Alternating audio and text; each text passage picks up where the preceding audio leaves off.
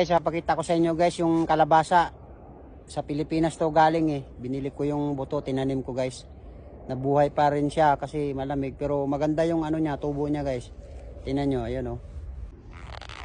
Ayan guys oh, kalabasa sa Pilipinas. Grabe ang ano nila, ang lulusog. Ayun yung bunga niya oh. Nagbunga na siya. Yan. Tapos yung pinakaunang bunga niya, ito guys oh. Malaki pala to. Ayan oh. Nakaka-excited eh. Kasi yung nakikita ko lagi yung kalabasa ng Espanyol. Ito galing Pilipinas to. Marami siyang bunga guys.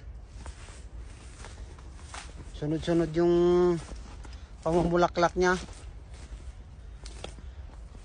Yun oh. Dami na. Pati ito oh.